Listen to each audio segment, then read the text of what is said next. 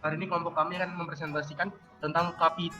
Pertama adalah ada saya, yaitu Alvin Santoso. Yang kedua ada Regina Anastasia. Yang ketiga ada Michael Dijaja. Yang keempat Alvin Justin. Kelima Nadia Kirana. Yang keenam Denny Wenas. Yang ketujuh Maria Gabriela. Yang terakhir Alexander Juventino. Market capitalization atau market cap. Kapitalisasi pasar adalah harga total per nilai total dari sebuah objek. Dalam hal ini adalah sebuah perusahaan. Jika perusahaan tersebut tercatat di Bursa Efek Indonesia, maka sangat mudah menilai kapitalisasi pasar. Rumus mencari nilai kapitalisasi pasar: harga pasar dikali lembar saham. Fungsi dari mengetahui kapitalisasi pasar: menghitung nilai dari indeks harga IHSG. Yang kedua, menghitung nilai atau bobot sektor industri dalam Bursa Efek Indonesia. Yang ketiga, menghitung nilai pasar sebuah perusahaan atau emiten. Jenis-jenis ukuran perusahaan berdasarkan kapitalisasi pasarnya. Perusahaan kapitalisasi pasar besar, big cap atau blue chip. Perusahaan kapitalisasi pasar besar atau sering disebut dengan perusahaan big cap atau blue chip adalah perusahaan yang memiliki kapitalisasi pasar lebih dari 10 miliar US dollar atau setara dengan 145 triliun. Contoh perusahaan terbuka Indonesia yang termasuk dalam kelompok perusahaan kapitalisasi pasar besar adalah Bank BCA dengan kode emiten BBCA 627,47 triliun. PT Telekomunikasi Indonesia TBK dengan kode emiten PLKM 371,48 triliun. Bank BRI dengan kode emiten BBRI 446,51 triliun. PT Unilever Indonesia TBK dengan kode emiten UNVR 346,97 triliun. Dan Bank Mandiri dengan kode emiten BMRI 334,83 triliun. Selanjutnya akan dibaca oleh Regina. Selanjutnya, perusahaan kapitalisasi pasar sedang atau middle caps atau second linear. Perusahaan kapitalisasi pasar sedang atau sering disebut juga dengan perusahaan middle caps atau perusahaan second linear adalah perusahaan yang memiliki kapitalisasi pasar di antara 2 miliar US dollar hingga 10 miliar US dollar atau setara dengan 29 triliun rupiah hingga 145 triliun rupiah.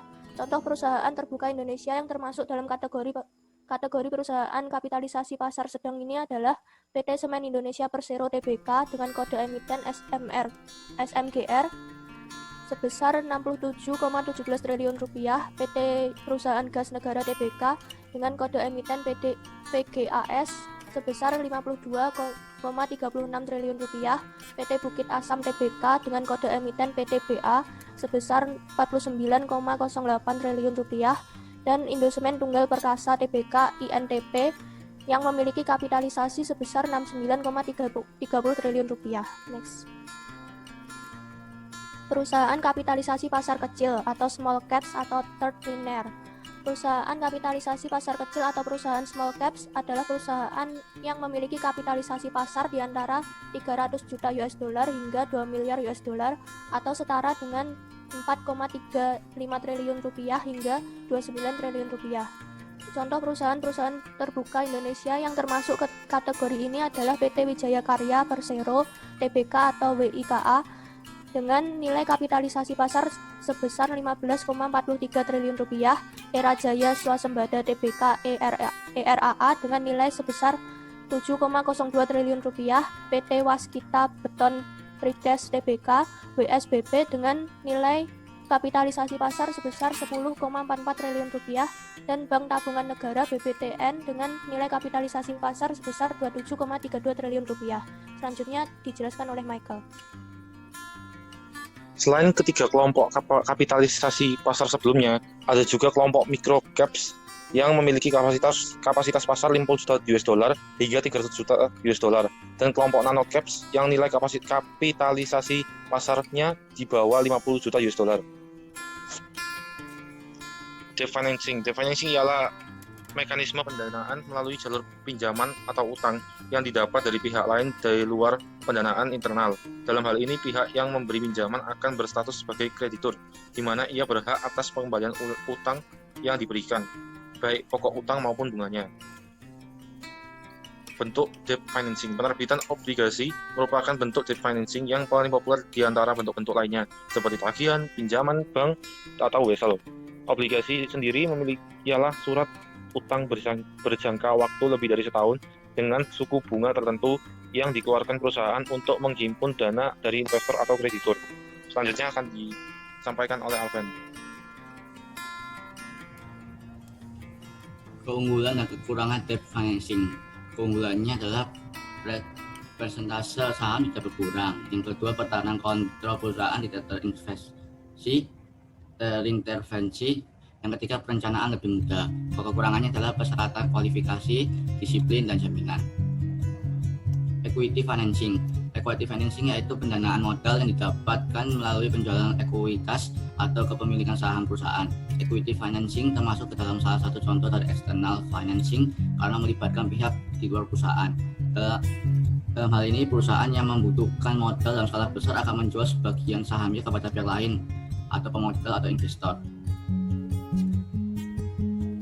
Sumber equity financing.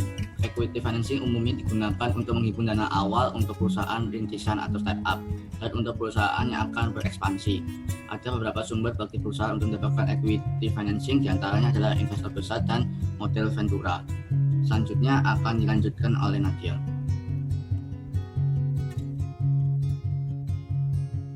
Investor besar yaitu investor baik individu maupun grup dengan kekayaan yang besar dan siap memberi dukungan keuangan yang fantastis. Kendati demikian, investor jenis ini umumnya tidak masuk ke dalam manajemen bisnis perusahaan. Modal ventura adalah investor yang dikatakan profesional sebab umumnya sudah terbentuk menjadi suatu perusahaan modal ventura. Pemodal yang satu ini dapat menyiapkan dana yang besar untuk membiayai bisnis suatu perusahaan. Namun, pemodal ventura amatlah selektif dan hanya akan memberikan modal bagi bisnis yang dinilai potensial memberikan pengembalian yang besar. Next. Prospektus. Jika perusahaan memutuskan untuk menerbitkan saham, maka perusahaan harus menunjukkan perusahaan sekuritas atau broker untuk melakukan tindakan underwriting, penjaminan emisi penerbitan saham. Perusahaan sekuritas tersebut akan membuat yang namanya prospektus. Prospektus adalah dokumen yang diberikan kepada calon investor agar mereka mau membeli efek atau saham dari perusahaan pemilik prospektus. Selanjutnya akan dibacakan oleh Denny. Isi dari prospektus: besaran saham yang ditawarkan, nilai nominal dan harga penawaran, bidang usaha, riwayat ringkas perusahaan, kebijakan dividen. Next. Tahapan prospektus di Indonesia. Pertama, prospektus awal. Biasanya digunakan saat penawaran awal untuk mengetahui minat pasar terhadap sebuah emiten. Prospektus tersebut biasanya tertulis dan berisi semua informasi dalam prospektus kecuali data tentang nilai nominal, jumlah dan harga efek yang ditawarkan, tingkat suku bunga, serta berbagai hal tentang penawaran yang belum bisa ditentukan. Kedua, prospektus ringkas. Tahapan ini digunakan ketika proses penawaran umum sudah berlangsung. Ketiga, prospektus akhir. Prospektus ini adalah prospektus yang dipublikasikan setelah dinyatakan efektif oleh Bappebank. Selanjutnya akan dijelaskan oleh Gaby.